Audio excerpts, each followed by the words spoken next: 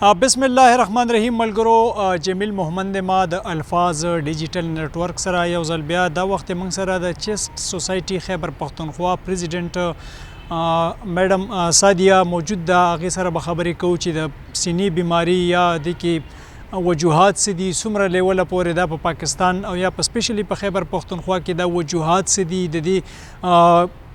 عوام چې کوم دی خبرتیا دوی په کوم لیول ورکوي، په دې حواله به ورسره خبرې کوو. میډم اول خو تاسو ته موږ هرکلی وایو په دلته په پریس کلب کې، او بل دا راته ووایه میډم چې دا بیماري څه قسمه ده، د دې نه تکلیف خلکو ته څومره بیماریږي، خطره څومره ده او وجوهات څه دي؟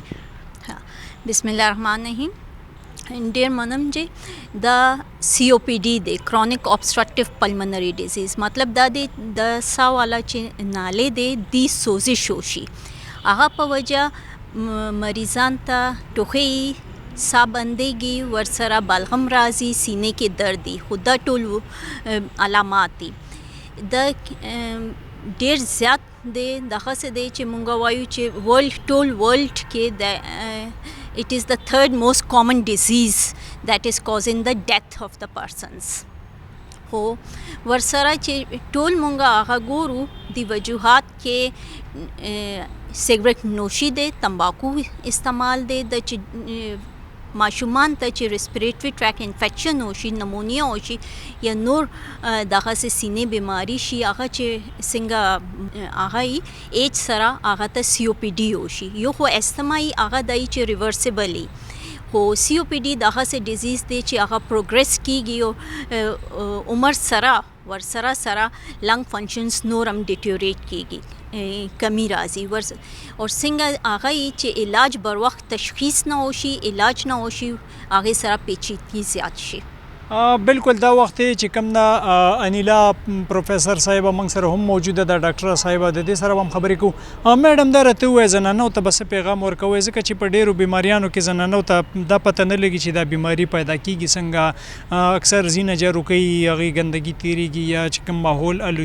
ماحولیتي آلودګي ده دغه هم سیوا کیږي. د دې څومره اثرات دي په دې بیمارۍ باندې، په دې حوالې تاسو خپل؟ جی ډېره مهرباني، تھینک یو. تاسو چې څنګه تاسو موږ ته میډم پروفیسر سادیه اشرف صاحب تاسو ته ووایي چې دا سیګریټ د وجې نه کېږي یا ماحول کې آلودګي وجې نه کېږي، نو زمونږ پاکستان کې بلکې زه به وایم چې دا COPD په سړو په مقابلو کې مونږ چې کله هسپتال کې ګورو زنانه زیات داخلېږي. هغه وجه دا ده چې زمونږ زنانه په کورونو کې نن سبا خو اسم ګیس نشته، خو بعض ځایونو کې چې کم ځای کې د خشاکي سپیا کې دا دي چې بلۍ اور بلېږي، یعنې چې کم لوګي راځي، اینه چې کم ماحول آلودګي راځي، نو دی زیات ایکسپوز دي، نو دې ته دا COPD سا دا مسلې دې ته زیات جوړ شي. نو د هغې دپاره موږ خو بار دې ته هم دا وایو چې او زنانه بل دا دی چې ماشومان دي بار انفیکشنز کېږي، چیسټ انفیکشن ماشومانو کېږي، نو دې کې هم بیا کېږي. زنانه او دې په خپله زموږ شکر دی زنانه دا سموکینګ نه کوي، خو که کور کې څوک سړی سموکینګ کوي نو هغې ته پیسیو سموکینګ هغې ته هم خطره وي، نو هغې ته دا یو مسله کېدلی شي. زنانه دپاره موږ دا وایو چې د صحت خیال ساتل ښه پکار، ښه صحت خیال ساتل، او چې کله دی دا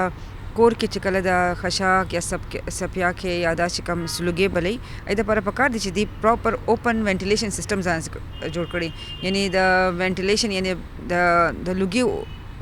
د اوښکلو د هغې د نظام پکار دی. هغې کې پکار دی چې څنګه چمني هغې کې دا وځي، دې دې پکار دی چې مخ کور کوي یا داسې په لوپټه باندې یا ماسک اچوي یا لوپټه باندې دا کور کوي، کوشش کوي چې اوپن ایر کې اوپن هوا کې دا دا کېږي. او ډېر زیات ضروري ده چې څنګه تاسو ګورئ چې دا ماحول کې آلودګي هم زیاته شوې ده، دا موسم داسې شوی دی چې دې کې لږ دا سموګ نن سبا ډېر یو دغه دی، نو دې کې هم دا دی چې ښه خوراک، ښه ډایټ نیوټریشن او ښه لیکویډز استعمال، یعنی کې خشکی ډیهایډریشن هم داخله دی، نو ښه لیکویډز استعمال کول دي، او چې کله بهر داسې کې وځي نو ماسک باچي ځان به کور ساتي. ماسک باچي دغه د میډم چې کوم دي دواړه ډاکټرانې صاحبانې، د پروفیسر سادیه میډم نه به دا تپوس هم کوو، میډم دا داسې خطره خو نشته چې مطلب خبره ته د مرګ طرف ته لاړه شي، یعنی موت واقع شي یا څه داسې ډېره خطرناکه خو ني، او علاج یې څه ممکن دی؟ څومره پورې زموږ په خیبر پښتونخوا کې د دغه شرح څومره د اندازتن تاسو خپله به په دې کار هم کړي، نو په دغه وله هم لږ ناظرین خبر کړئ. Thank you जी ډیر ښه دا سوال کړی دی رومبه دا چې مونږ شرع وایو ایگزیکٹ فیګرز مونږ ته KP کې خو خبر نشته خو چې ورلډ یو اسټیمیټ دی اندازه دی هغه مطابق دغه څه دی هر چې 40 سال نه زیات هر لسم کس چې دی هغه دی بیماری کې مبتلا دی اور علاج بالکل ممکن دی خو انفارچونیټلی مسله دا دی چې تشخیص ډیر کم دی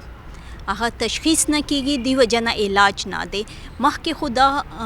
یو هغه چې میت هو چې او جدي علاج ممکن نه دی اوس دومره ښه دوای موجود دی چې علاج ممکن دی ضرورت دا دی چې مونږه خامخا ډاکټر کله د علاماتي مونږه ډاکټر ته ځان وښایي مونږ یو ټیسټ دی هغه ته سپایرومیټري وایو لنګ فنکشن ټیسټ هغه ضروری دی چې هغه وکړو او پته ولګي چې لنګ فنکشن څنګه دی هغه مطابق سره بیا ډاکټران علاج تجویز کوي او انهیلرز ټول نه ښه علاج دی جی بالکل تاسو د پروفیسورانو صاحبانو خبرې واورېدلې دغه پیغام دی ورکوي زنانو ته خصوصي طور باندې او سړو ته هم چې تاسو کله هم داسې د دوړي ماحول وي الودګي وي لوګي وي مخونه پټوئ لږ علاج په وخت کوئ بار خپل تشخیص کوئ انشاءالله خبرونه به درکو په مختلفو موضوعاتو باندې د الفاظ ډیجیټل نیټورک سره اوسئ ډیره مننه کوم